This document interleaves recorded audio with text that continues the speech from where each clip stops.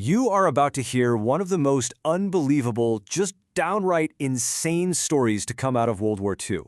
It's about a man named First Sergeant Leonard Funk who, when he was staring death right in the face, did something that nobody, and I mean nobody, could have ever seen coming. So, let's set the scene. Imagine it's late in the afternoon on a bitterly cold day in Belgium. The war is grinding to a close after the massive Battle of the Bulge. First Sergeant Funk is leading his men, he rounds the corner of a farmhouse, and he just freezes. Because staring back at him are 90 German soldiers. And get this, just moments before, they were his prisoners. Now somehow, they're free, they've got their weapons back, and they are not happy. Before he can even process what's happening, a German officer steps right up to him and shoves a submachine gun right into his gut. His 4 men are already on their knees, totally disarmed. He is surrounded. It is completely hopeless. The officer starts screaming at him in German. Now, Funk doesn't speak a word of it, but you don't need a translator for this, right? The message is crystal clear. It's over. Give up. It's the only logical thing to do. But he doesn't surrender. Instead, he does the one thing that makes absolutely no sense. He starts to laugh. A loud, genuine laugh. It's an act of what looks like pure madness, but it's an act that, in the next minute, is going to change everything. To understand why he did it, well, you got to understand the man. So let's dig into that. Who was this Leonard Funk? Because honestly, if you just looked at him on paper, you would never ever pick him to be the hero of a story like this. When the Army drafted him back in '41, they took one look at this guy, 24 years old, 5'5", maybe 140 pounds, soaking wet, and they thought, clerk, desk job. But Funk had, let's say, other plans. He volunteered for the most dangerous, most elite unit he could find, the paratroopers. See, his size didn't define him. He had this quiet competence, this natural leadership that just made other men want to follow him straight into hell. And believe me, this wasn't his first rodeo. His combat record was already the stuff of legend. On D-Day in Normandy, he gets dropped 40 miles from his target. He's injured. What does he do? He finds 18 other lost paratroopers and leads them all the way back through enemy territory. Then in Holland, he basically leads a one-man assault against an enemy position, outnumbered 7-1. This was not a man who ever backed down. So by the time he's standing there with a gun in his stomach, Leonard Funk was already one of the most decorated soldiers in the entire 82nd Airborne. He'd already earned the Army's 2nd and 3rd highest medals for pure valor. But there was something else driving him that day, something much, much more personal.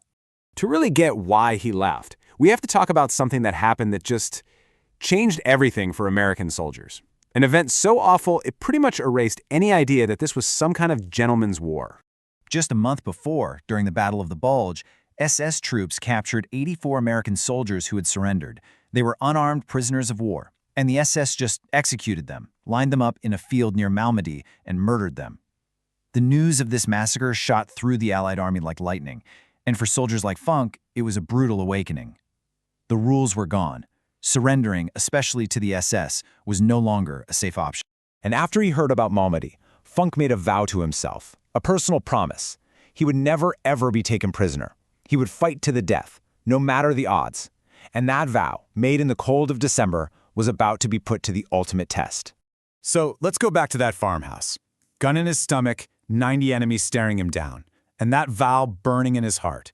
The German officer is screaming, his face is red, he's furious, and Leonard Funk is laughing. But this wasn't madness. No, this was a tactic. The laughter completely bewildered the German officer. It just short-circuited his brain. He froze for a couple of seconds, and in that moment of confusion, Funk starts to slowly, deliberately unsling his Thompson submachine gun, like he's about to hand it over. The German relaxes, he thinks he's won, and then, in one single, fluid movement, Funk snaps that weapon up and pulls the trigger. The first burst from his Thompson just rips through the German officer, killing him instantly. Funk doesn't stop. He pivots, spraying a deadly arc of fire into the group of German soldiers closest to him, who are still just standing there, stunned. In the first few seconds of utter chaos, 21 of them go down. He reloads in a blur, screaming at his men to grab the weapons from the fallen Germans.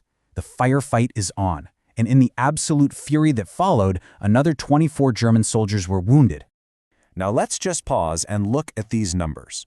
It started as 5 guys against 90. It ended with those 5 Americans taking back control of the situation.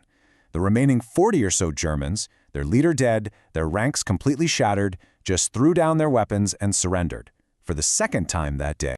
What Leonard Funk did in Holzheim earned him the Medal of Honor. But the story of his life after the war is, in its own way, just as incredible as what he did during it. Just look at this list. This is what it looks like to be one of the most decorated soldiers of the entire war. The highest honors for bravery from the US, France, Belgium, the Netherlands. The man was a true, undisputed legend. So what does a legend like that do after the war? You'd think he'd write books, maybe go into politics, seek out fame. Nope. He went home to Pennsylvania, got a job with the Veterans Administration, and for the next 27 years, he worked as a clerk, quietly helping other veterans get their benefits. The warrior became a public servant. You know, when President Harry Truman put the Medal of Honor around Funk's neck, he leaned in close and said, "I would rather have this medal than be President of the United States." Think about that for a second. The most powerful man on the entire planet telling this quiet paratrooper that he'd rather have the honor that Funk had earned. Leonard Funk's story really makes you ask a tough question. What is courage? It's not about being fearless. I don't think anyone is.